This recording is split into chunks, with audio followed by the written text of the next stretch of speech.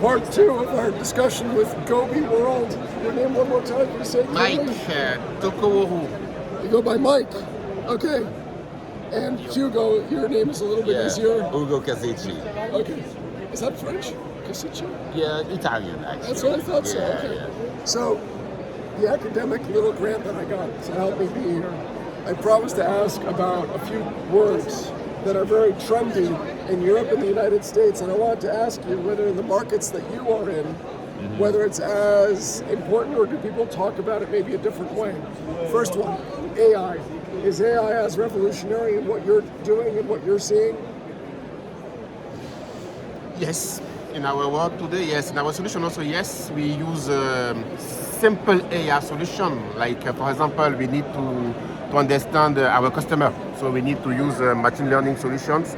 We need to identify risk, fraud. So we use like machine learning solution that is also an AI part.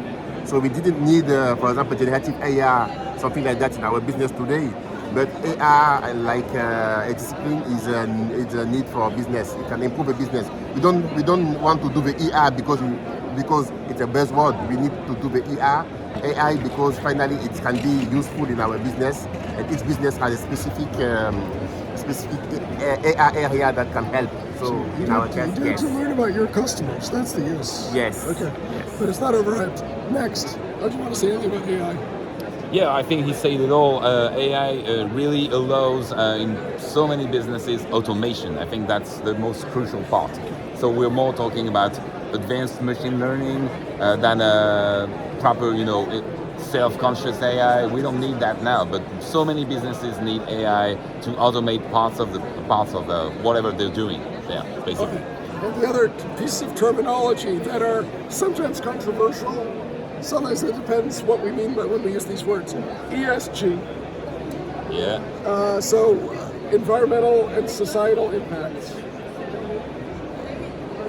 How do you talk about it? Or is it just a buzzword to you? No, it's not a buzzword. It's a real life problem because we have one Earth and we need to have it for our children. So finally we need to think in the beginning. So in our company we think in the beginning when we create things how to include this part in our business. So it's something that I think it's better to include when we build the company, not after to try to put it inside the company. So in our case, we look everything when we work with partners. We try to see if we have the choice between two partners. We take with the first one who have less impact on the planet, for example.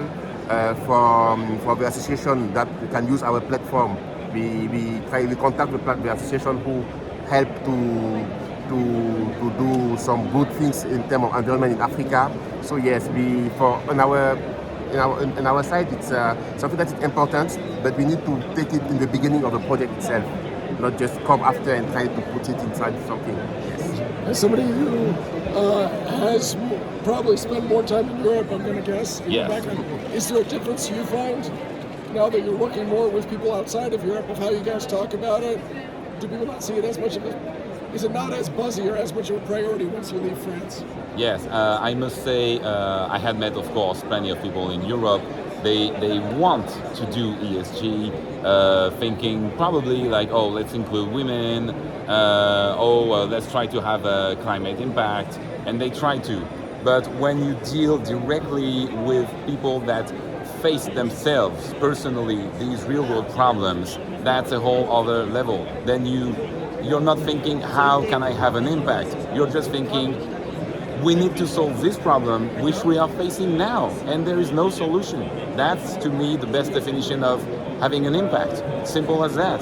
Just solve the problem. And last thing that has also become a bit of a buzzword that is controversial. Oh.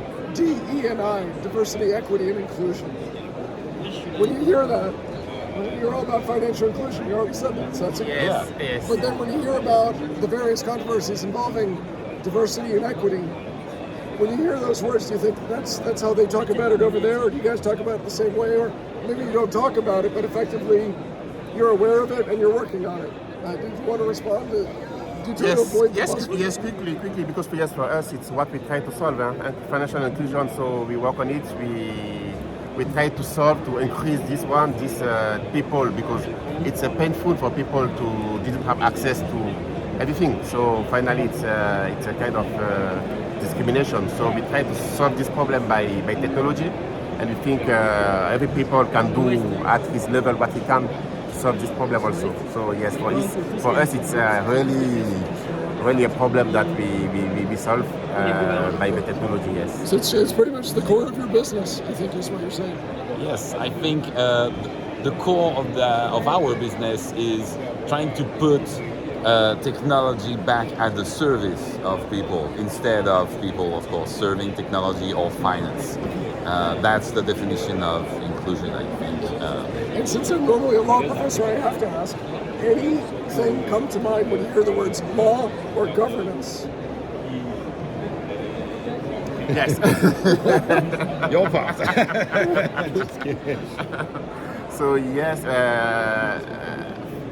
there is a lot of a lot of law, a lot of regulation, a lot of.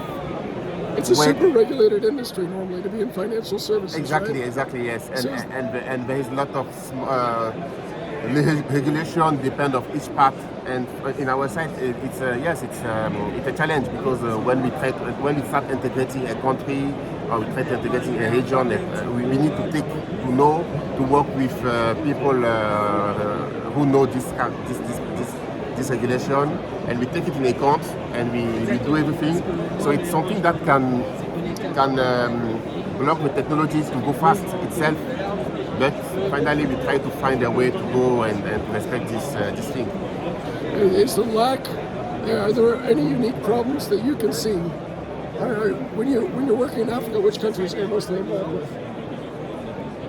Yeah, so for example, since we are targeting multiple countries, the difficulty is that, of course, they all have a certain framework, and that can be different regarding the countries.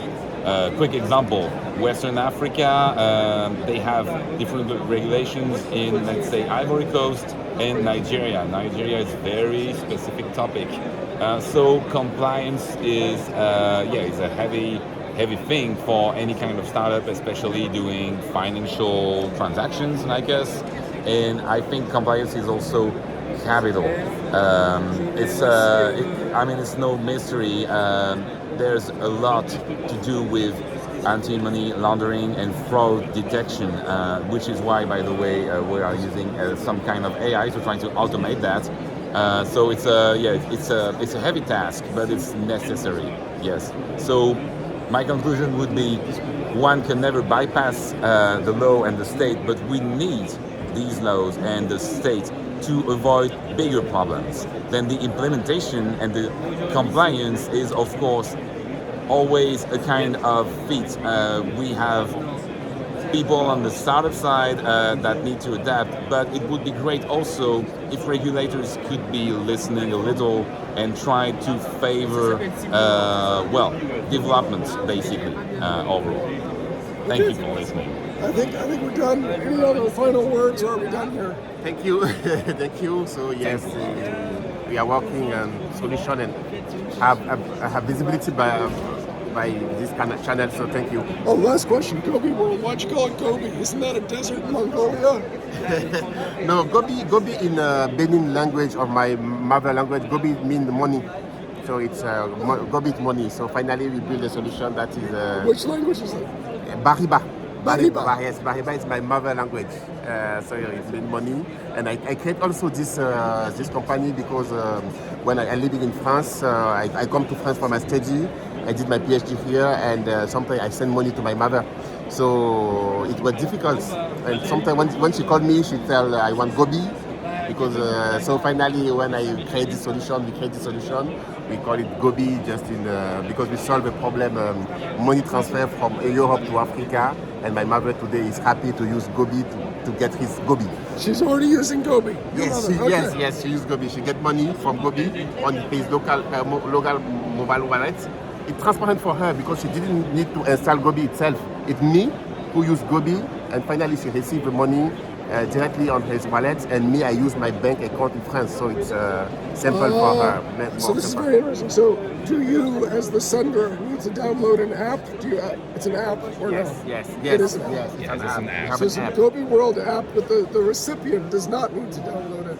It shows up in their local wallet. Yeah, Exactly. They don't even know that it came from Gobiworld. Yes, exactly. financial inclusion Exactly. at its best. Exactly. All right, good. Thank you very much, guys. Thank you, Ayla. Merci beaucoup. Ah, de rien. À bientôt. À bientôt.